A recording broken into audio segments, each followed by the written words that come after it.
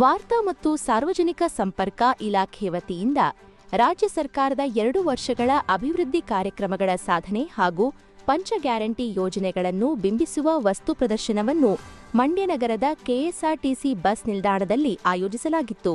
ಕಾರ್ಯಕ್ರಮಕ್ಕೆ ಮಂಡ್ಯ ವಿಧಾನಸಭಾ ಕ್ಷೇತ್ರದ ಶಾಸಕ ಪಿ ರವಿಕುಮಾರ್ ಚಾಲನೆ ನೀಡಿದರು.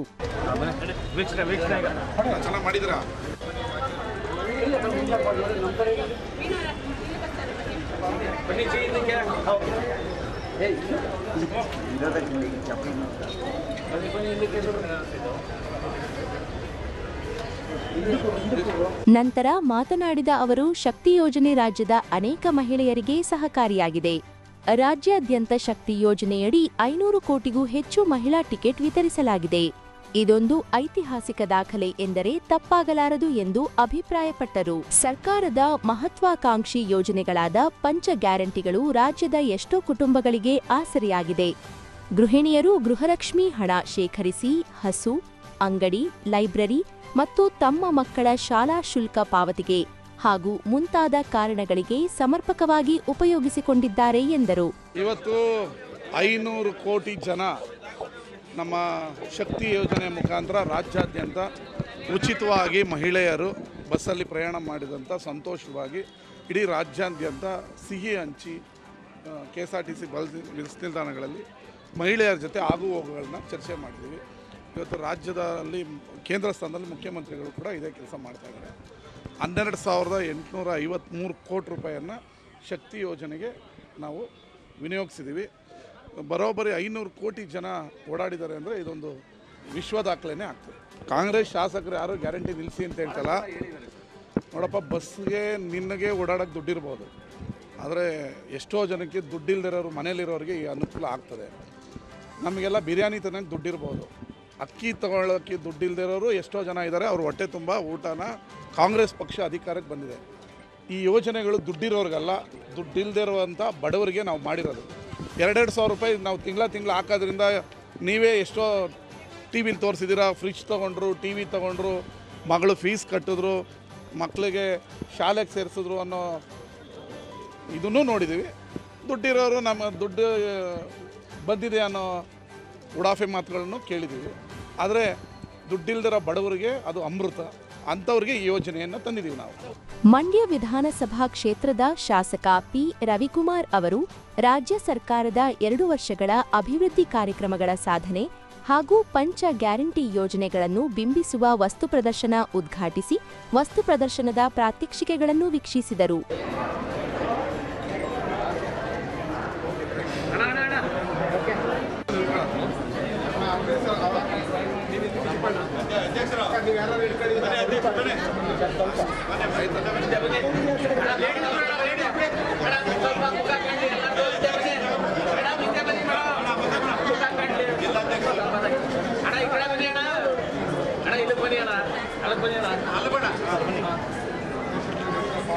ಹಲೋ ಭಾರತ್ ಮಾತಾ ಕಿ ಶಕ್ತಿ ಯೋಜನೆಗೆ, ಶಕ್ತಿ ಯೋಜನೆಗೆ, ಸಿದ್ದರಾಮಯ್ಯನವ್ರಿಗೆ, ಡಿ.ಕೆ. ಶಿವಕುಮಾರ್ಗೆ, ರವಿಕುಮಾರ್ಗೆ.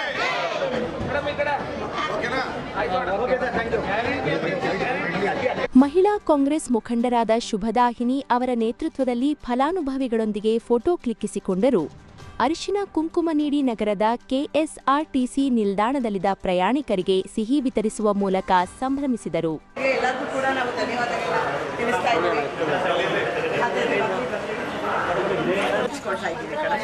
ದಯಮಾಡಿ ಮತ್ತೆ ನೀವೆಲ್ಲ ಕಾಂಗ್ರೆಸ್ ಪಕ್ಷಕ್ಕೆ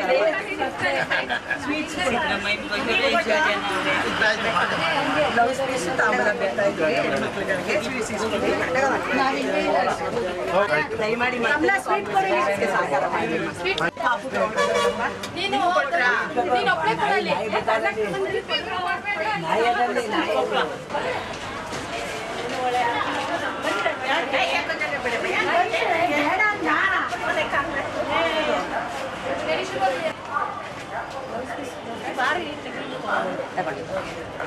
ಕಾಂಗ್ರೆಸ್ ಪಕ್ಷಕ್ಕೆ ಬರಬೇಕು.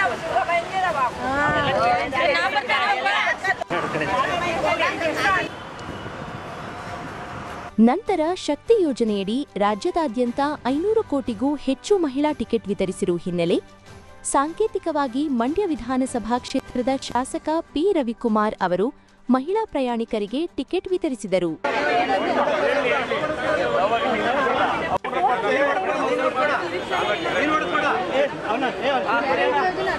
ಕಾರ್ಯಕ್ರಮದಲ್ಲಿ ಜಿಲ್ಲಾ ಗ್ಯಾರಂಟಿ ಅನುಷ್ಠಾನ ಪ್ರಾಧಿಕಾರದ ಅಧ್ಯಕ್ಷ ಚಿಕ್ಕಲಿಂಗಯ್ಯ, ಜಿಲ್ಲಾ ವಿಭಾಗೀಯ ನಿಯಂತ್ರಣಾಧಿಕಾರಿ ನಾಗರಾಜು, ಜಿಲ್ಲಾ ಗ್ಯಾರಂಟಿ ಅನುಷ್ಠಾನ ಪ್ರಾಧಿಕಾರದ ಉಪಾಧ್ಯಕ್ಷ ಪ್ರಶಾಂತ್ ಬಾಬು, ಮಂಡ್ಯ ತಾಲೂಕು ಗ್ಯಾರಂಟಿ ಅನುಷ್ಠಾನ ಪ್ರಾಧಿಕಾರದ ಅಧ್ಯಕ್ಷ ರುದ್ರಪ್ಪ, ವಿಭಾಗೀಯ ಸಂಚಾರಾಧಿಕಾರಿ ಪರಮೇಶ್ವರಪ್ಪ, ಡಿಪೋ ಮ್ಯಾನೇಜರ್ ರಘು ಸೇರಿದಂತೆ ಇನ್ನಿತರರು ಉಪಸ್ಥಿತರಿದ್ದರು.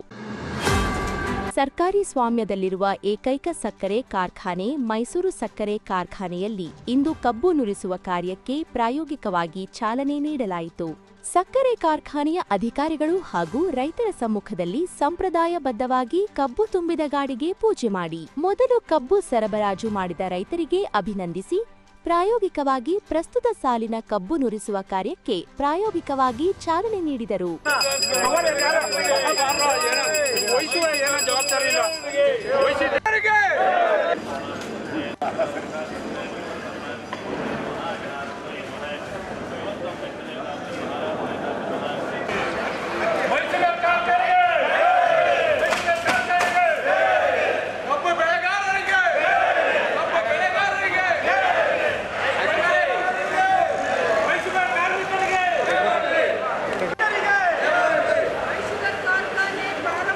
ಮೈಶುಗರ್ ಅಧ್ಯಕ್ಷ ಸಿಡಿ ಗಂಗಾಧರ್ ಮಾತನಾಡಿ, ಪ್ರಸ್ತುತ ಸಾಲಿನ ಕಬ್ಬು ನುರಿಸುವ ಕಾರ್ಯಕ್ಕೆ ಪ್ರಾಯೋಗಿಕವಾಗಿ ಚಾಲನೆ ನೀಡಲಾಗಿದೆ.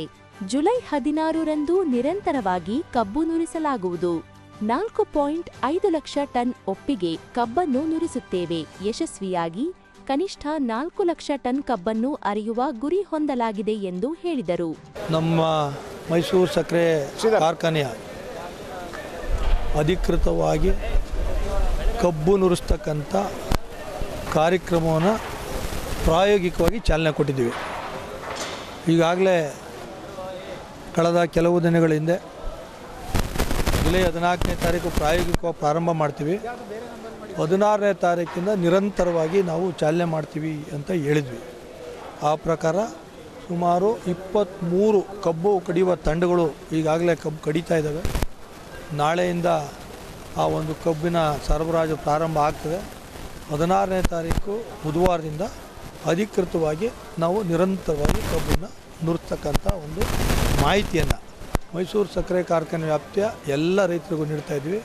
ಭಾಳ ಮುಖ್ಯವಾಗಿ ಕಳೆದ 14 ವರ್ಷಗಳ ನಂತರ ಒಪ್ಪಿಗೆ ಕಬ್ಬನ್ನು ಮಾತ್ರ ಅರಿತಕ್ಕಂಥ ತೀರ್ಮಾನವನ್ನು ನಮ್ಮೆಲ್ಲ ಆಡಳಿತ ಮಂಡಳಿಯು ಮತ್ತು ರೈತ ಸಂಘಟನೆಗಳ ಎಲ್ಲ ಮುಖಂಡರು ತೀರ್ಮಾನ ಮಾಡಿದ್ದೀವಿ.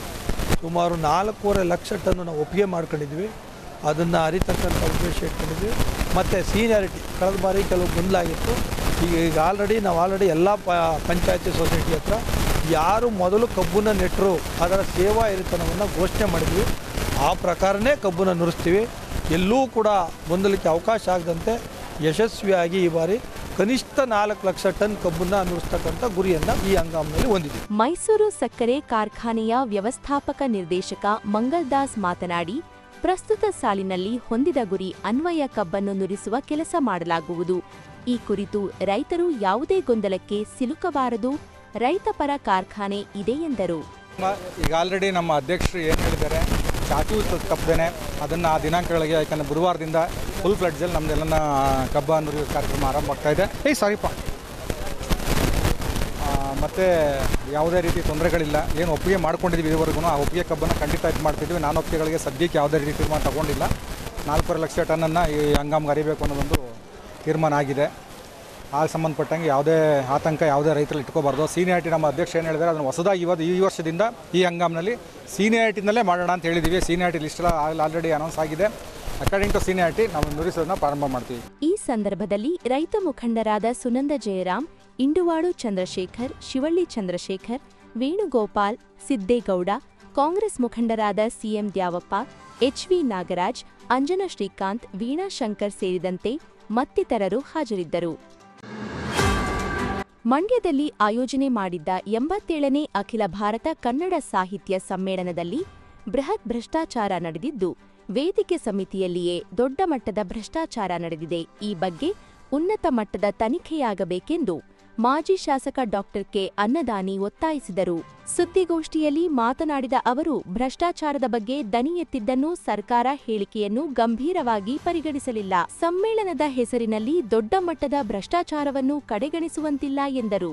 ಸುಮಾರು 500 ರೂಪಾಯಿ ಬೆಲೆ ಬಾಳುವ ಹಣ್ಣಿನ ಬುಟ್ಟಿಗೆ 2100 ರೂಪಾಯಿ, 900 ರೂಪಾಯಿ ಬೆಲೆ ಬಾಳುವ ರೇಷ್ಮೆ ಸಾಲಿಗೆ 1680 ರೂಪಾಯಿ ಸಚಿವರು ಹಾಗೂ ಮುಖ್ಯಮಂತ್ರಿಗಳಿಗೆ ನೀಡಿರುವ ನೆನಪಿನ ಕಾಣಿಕೆಗೆ 31,500 ರೂಪಾಯಿ ವೆಚ್ಚ ತೋರಿಸಿರುವುದು ಭ್ರಷ್ಟಾಚಾರವಲ್ಲವೇ ಎಂದು ಪ್ರಶ್ನಿಸಿದರು. ಕೇಂದ್ರ ಸಚಿವ ಎಚ್.ಡಿ. ಕುಮಾರಸ್ವಾಮಿ ಸೇರಿದಂತೆ ಜೆಡಿಎಸ್ ಪಕ್ಷದ ಎಲ್ಲಾ ಮಾಜಿ ಶಾಸಕರು ಸಮ್ಮೇಳನ ಯಶಸ್ಸಿಗೆ ಸಹಕಾರ ನೀಡಿದ್ದೇವೆ.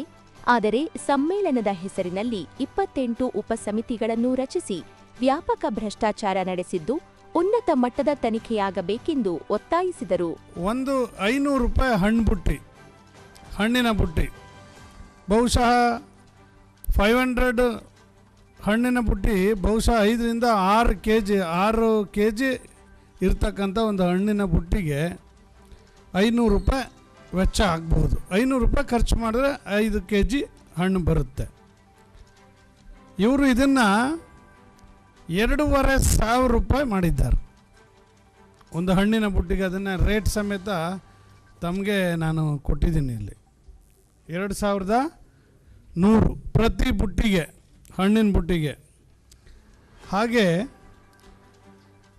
ರೇಷ್ಮೆ ಶಾಲ್ಗಳು 100 ರೇಷ್ಮೆ ಶಾಲ್ಗಳು, ಪ್ರತಿ ಶಾಲ್ಗೆ 1,680 ರೂಪಾಯಿ ಶಾಲ್ಗೆ.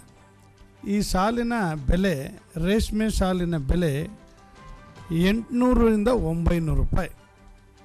ಭಾಳ ಅದ್ಭುತವಾದಂಥ, ಬ್ಯೂಟಿಫುಲ್ ಆದಂಥ ನಮ್ಮ ರೇಷ್ಮೆ ಶಾಲ್ಗಳು, ಒರಿಜಿನಲ್ ರೇಷ್ಮೆ ಮೈಸೂರು ಸಿಲ್ಕ್ ಶಾಲ್ಗಳು ಬರ್ತವೆ. ಇಲ್ಲಿ ಅವರು ಒಂದು ಶಾಲ್ಗೆ 1,800 ರೂಪಾಯಿ ಬಿಲ್ ಮಾಡಿದ್ದಾರೆ. 1 to ಡಬಲ್, ಕೆಲವು ಕಡೆ 1 to ತ್ರಿಬಲ್, ಕೆಲವು ಕಡೆ 1 to 4th.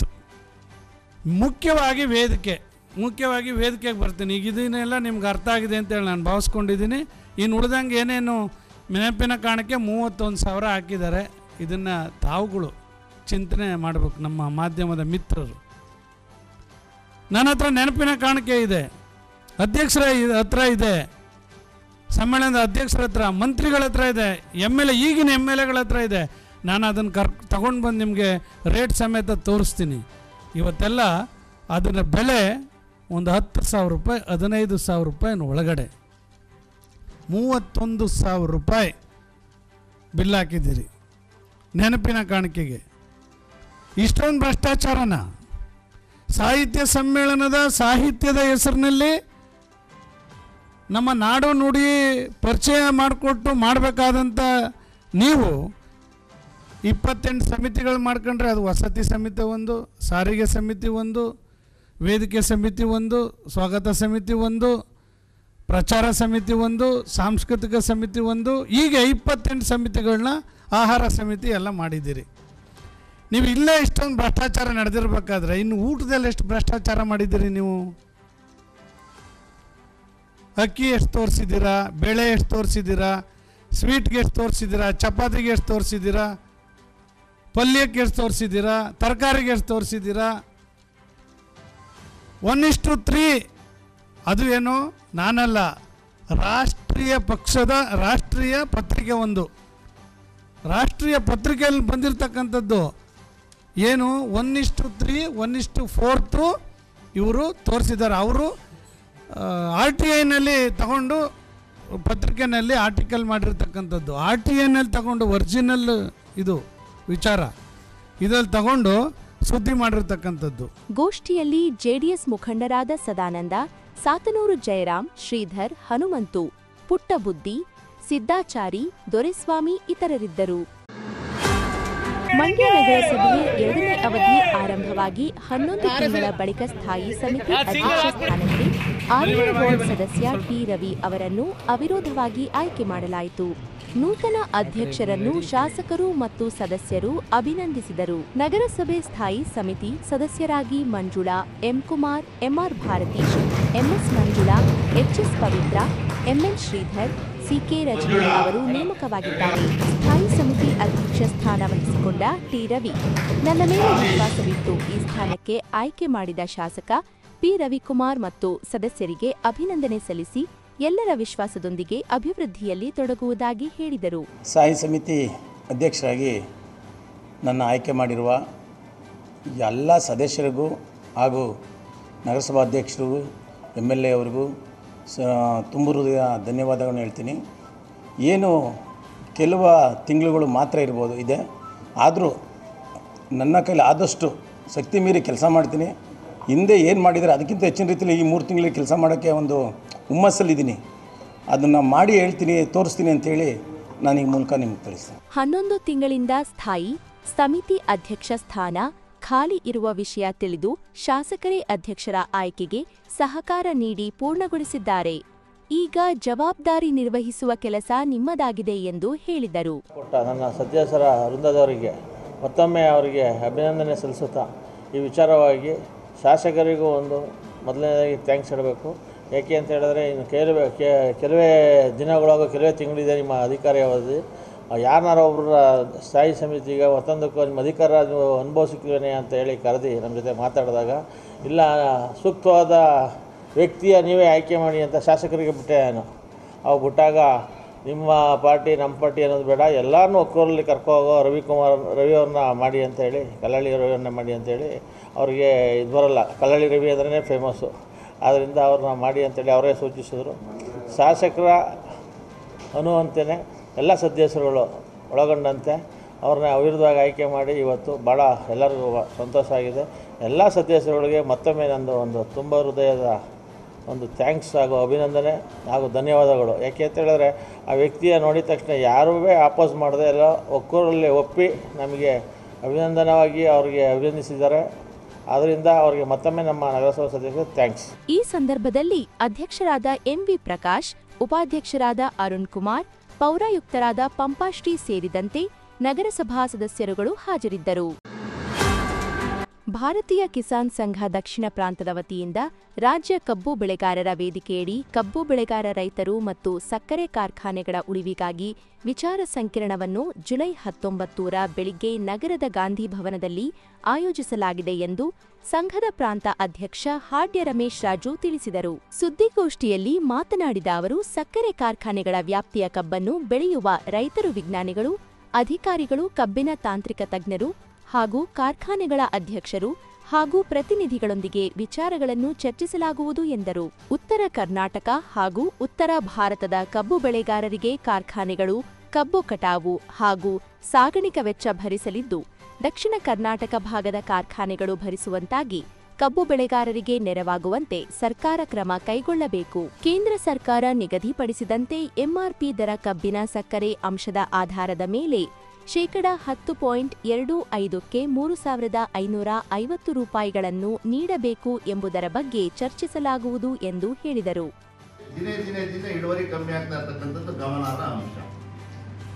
ಜೊತೆಗೆ ರೈತ ಏನ್ ಮಾಡ್ತಾ ಇದ್ದಾನೆ, ಒಂದ್ ಕಡೆ ಬೆಲೆ ಸಿಗ್ತಾ ಇಲ್ಲ, ಇನ್ನೊಂದ್ ಕಡೆ ಇಳುವರಿ ಕಮ್ಮಿ ಆಗ್ತಾ ಇದೆ. ಆ ನಿಟ್ಟಿನಲ್ಲಿ ಏನ್ ಮಾಡ್ತಾ ಇದ್ದಾನೆ, ಇವತ್ತು ತನ್ನ ಕಬ್ಬು ಬೆಳೆಯುವಂತ ಭೂ ಪ್ರದೇಶವನ್ನ ತೆಂಗು ಮತ್ತೆ ಅಡಿಕೆಗೆ ತಗೊಂಡು ಹೋಗ್ತಾ ಇದ್ದಾನೆ. ನಾವೆಲ್ಲರೂ ಗಮನಿಸ್ತಾ ಇದೀವಿ ಅದನ್ನು. ಆಯ್ತು, ರೈತ ಏನೋ ಹೊರಟೋಗ್ತಾನೆ, ಸಸ್ಟೈನ್ ಆಗುತ್ತೆ. ಆದ್ರೆ ಮುಂದಿನ ದಿನದಲ್ಲಿ ಇವತ್ತೇನು ನಾವು ಎಥನಾಲ್ ಅಂತ ಹೇಳ್ತೀವಿ, ನಾವು ಆ ಎಥನಾಲ್ಗೆ ಅತಿ ಹೆಚ್ಚು ಸಹಕಾರ ಕೊಡ್ತಾ ಇರ್ತಕ್ಕಂಥ ಬೆಳೆ ಯಾವುದು ಅಂತ ಹೇಳಿದ್ರೆ ಅದು ಕಬ್ಬಿನ ಬೆಳೆ. ಅಂತ ಬೆಳೆಯನ್ನ ನೀವು ಇಷ್ಟು ನಿಷ್ಠುರವಾಗಿ ಕಂಡ್ರೆ ಮುಂದಿನ ದಿನದಲ್ಲಿ ಆ ಬೆಳೆ ಬೇರೆ ಬೇರೆ ಜಿಲ್ಲೆಗಳಲ್ಲಿ ಇವತ್ತು ಕಣ್ಮರೆಯಾಗಿದೆ.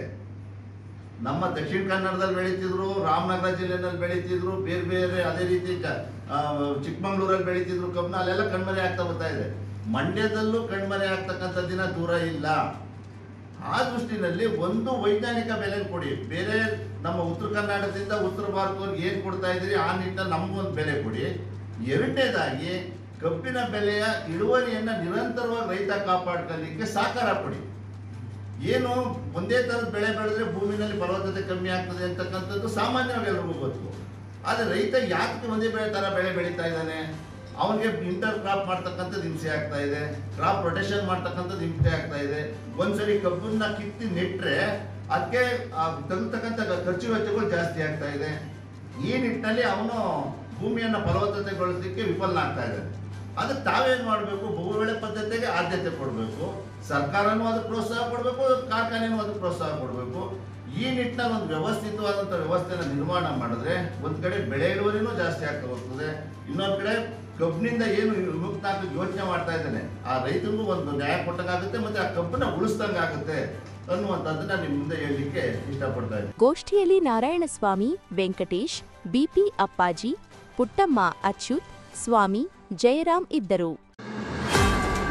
ರಾಜ್ಯ ಸರ್ಕಾರ ಮಹತ್ವಾಕಾಂಕ್ಷೆಯ ಶಕ್ತಿ ಯೋಜನೆ ಪ್ರಾರಂಭವಾದಾಗಿನಿಂದ ಇಲ್ಲಿಯವರೆಗೆ 500 ಕೋಟಿಗೂ ಹೆಚ್ಚು ಮಹಿಳಾ ಪ್ರಯಾಣಿಕರಿಗೆ ಸಾರಿಗೆ ಸೌಲಭ್ಯ ಒದಗಿಸಿ ಭಾರೀ ಯಶಸ್ಸು ಕಂಡಿದೆ. ಕರ್ನಾಟಕ ರಾಜ್ಯ ಗ್ಯಾರಂಟಿ ಯೋಜನೆಗಳ ಅನುಷ್ಠಾನ ಪ್ರಾಧಿಕಾರವು ಜುಲೈ 14ರಂದು ರಾಜ್ಯದ ಎಲ್ಲಾ ಜಿಲ್ಲಾ ಮತ್ತು ತಾಲೂಕು ಬಸ್ ಡಿಪೋಗಳು ಹಾಗೂ ಬಸ್ ನಿಲ್ದಾಣಗಳಲ್ಲಿ ಸಾಂಕೇತಿಕವಾಗಿ ಒಂದು ಬಸ್ಸಿಗೆ ಪೂಜೆ ಸಲ್ಲಿಸುವಂತೆ ಸೂಚಿಸಿದೆ. ಪ್ರಾಧಿಕಾರದ ಅಧ್ಯಕ್ಷ ಎಚ್ಎಂ ರೇವಣ್ಣ ಅವರು ಗ್ಯಾರಂಟಿ ಯೋಜನೆಗಳ ಅನುಷ್ಠಾನ ಸಮಿತಿಗೆ ಬರೆದ ಪತ್ರದಲ್ಲಿ ಶಕ್ತಿ ಯೋಜನೆ ಜಾರಿಗೆ ಬಂದ 2023ರ ಜೂನ್ 11ರಿಂದ 2025ರ ಜುಲೈ 9ರವರೆಗೆ 500 ಕೋಟಿಗಿಂತಲೂ ಹೆಚ್ಚು ಮಹಿಳಾ ಪ್ರಯಾಣಿಕರು ಯೋಜನೆಯ ಲಾಭ ಪಡೆದಿದ್ದಾರೆ.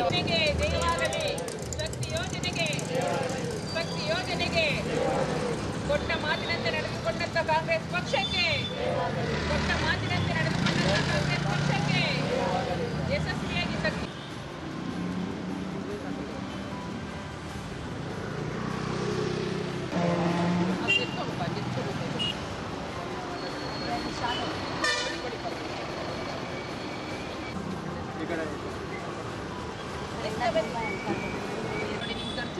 ನಮ್ಮ ಕಾಂಗ್ರೆಸ್ ಸರ್ಕಾರ ಅದನ್ನ ದೂರಿಸಿದೆ. ಇದು ಸರ್ಕಾರದ ಜನಪರ ಕಾರ್ಯಕ್ರಮಗಳ ಯಶಸ್ಸಿಗೆ ಸಾಕ್ಷಿ. ಈ ಐತಿಹಾಸಿಕ ಸಾಧನೆಯನ್ನು ಆಚರಿಸಲು ಜುಲೈ 14ರಂದು ಬೆಳಗ್ಗೆ 10 ಗಂಟೆಗೆ ಎಲ್ಲಾ ಬಸ್ ಡಿಪೋಗಳಲ್ಲಿ ಮತ್ತು ಬಸ್ ನಿಲ್ದಾಣಗಳಲ್ಲಿ ಸಾಂಕೇತಿಕವಾಗಿ ಒಂದು ಬಸ್ಸಿಗೆ ಪೂಜೆ ಸಲ್ಲಿಸುವಂತೆ ಸೂಚಿಸಿದ್ದಾರೆ. ನೀವು ಎಲ್ಲ ಕಳೆದ 2 ವರ್ಷದಿಂದ ಉಪಯೋಗ ಮಾಡಿಕೊಳ್ತಾ ಇದ್ದೀವಿ. ಕಾಂಗ್ರೆಸ್ ಪಕ್ಷದ ಜನಪ್ರಿಯ ಯೋಜನೆಯಾದಂಥ ಶಕ್ತಿ ಯೋಜನೆಯನ್ನು ಇಡೀ ರಾಜ್ಯದಲ್ಲಿ ಜಾರಿಗೆ ತಂದು 2 ವರ್ಷ ಆಗಿದೆ. ಅದರಂತೆ ಈ 2 ವರ್ಷದಲ್ಲಿ ಇಡೀ ರಾಜ್ಯದಲ್ಲಿ ಒಟ್ಟಾರೆ ಉಚಿತವಾಗಿ ಪ್ರಯಾಣ ಮಾಡಿದಂಥ ಮಹಿಳೆಯರಿಗೆ 500 ಕೋಟಿ ಟಿಕೆಟು ಏನು ಖರ್ಚಾಗಿದೆ.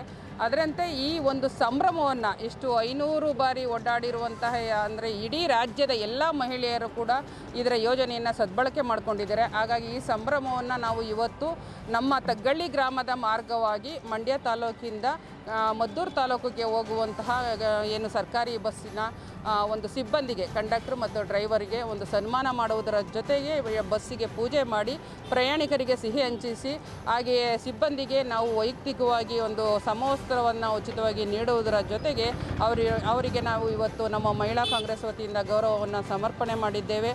ಇಡೀ ಏನು ಶಕ್ತಿ ಯೋಜನೆ ಯಶಸ್ವಿಯಾಗಿ ಫಲಾನುಭವಿಗಳಾದಂಥ ನಮ್ಮ ಮಹಿಳೆಯರಿಗೂ ಕೂಡ ನಾವು ತುಂಬ ಹೃದಯದ ಧನ್ಯವಾದಗಳನ್ನ ಅರ್ಪಿಸ್ತೀವಿ.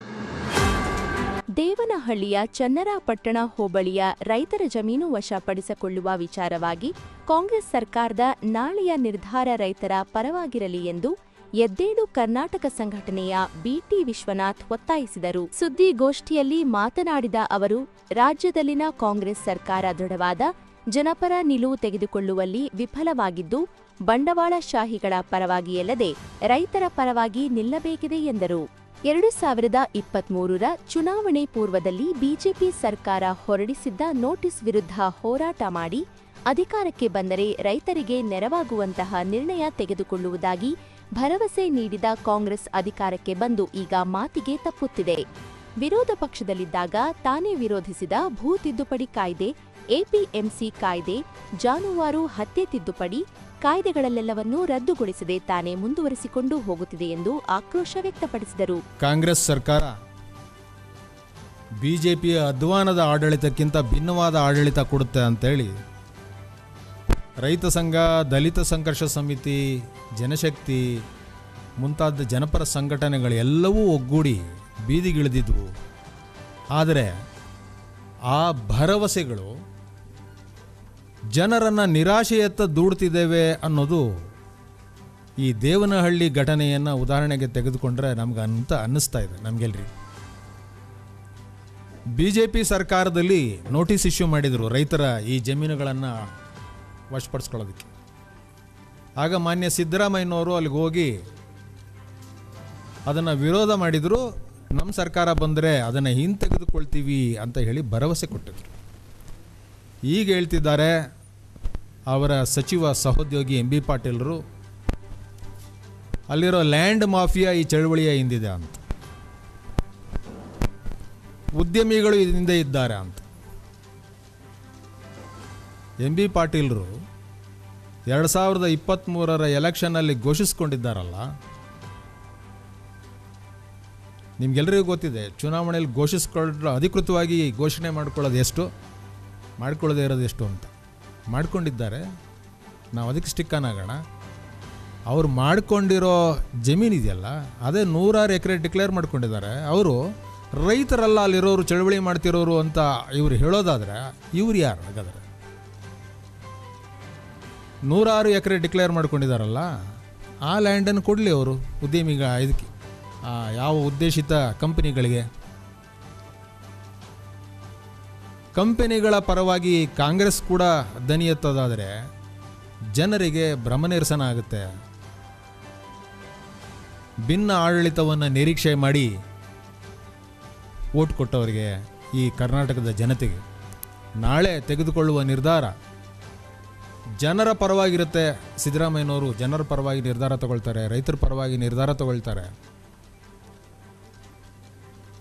ಈ ಜಮೀನುಗಳನ್ನು ವಶಪಡಿಸ್ಕೊಳ್ಬೇಕು ಅನ್ನೋ ನಿರ್ಧಾರದಿಂದ ಹಿಂದೆ ಸರಿಯುವಂಥ ಕಠಿಣ ನಿರ್ಧಾರವನ್ನು ತಗೊಳ್ತಾರೆ, ಗಟ್ಟಿ ನಿರ್ಧಾರವನ್ನು ತೆಗೆದುಕೊಳ್ತಾರೆ ಅಂತ, ಮತ್ತು ತೆಗೆದುಕೊಳ್ದರೆ ನಾವೇನು ಮಾಡಬೇಕು ಅಂತ ಹೇಳೋದಕ್ಕೆ ನಾವಿವತ್ತು ಇಲ್ಲಿದ್ದೀವಿ. ಸಿದ್ದರಾಮಯ್ಯನವರು ರೈತರ ಪರವಾಗಿ ನಿರ್ಧಾರವನ್ನು ತೆಗೆದುಕೊಳ್ದಿದ್ರೆ ನಮ್ಮ ಎಲ್ಲ ಸಂಘಟನೆಗಳು ಒಟ್ಟಾಗಿ ಬೀದಿಗಿಳಿತ್ವೆ. ನಾವು ಈ ಸಂಬಂಧ ವಿಧಾನಸೌಧ ಚಲೋ ಮಾಡಲಿಕ್ಕೆ ಕೂಡ ಸಿದ್ಧ ಇದ್ದೀವಿ. ಈ ಕುರಿತು ಸಹೋದರ ಎಲ್ಲ ಸಂಘಟನೆಗಳು, ಜನಪರ ಸಂಘಟನೆಗಳು ಇವತ್ತು ಮಾತಾಡಲಿಕ್ಕೆ ಸಿದ್ಧತೆಗಳನ್ನು ಮಾಡಿಕೊಳ್ತಿದ್ದಾರೆ. ರೈತ ಸಂಘದವರು, ದಲಿತ ಸಂಘರ್ಷ ಸಮಿತಿಯವರು ಮತ್ತು ಎಲ್ಲ ಸಂಘಟನೆಗಳು. ಗೋಷ್ಠಿಯಲ್ಲಿ ಜನಶಕ್ತಿ ಜಿಲ್ಲಾ ಕಾರ್ಯದರ್ಶಿ ಸಿದ್ದರಾಜು, ಪೂರ್ಣಿಮಾ, ಶಿಲ್ಪಾ, ಮಂಜುನಾಥ್, ಜಯರಾಮ ಇದ್ದರು.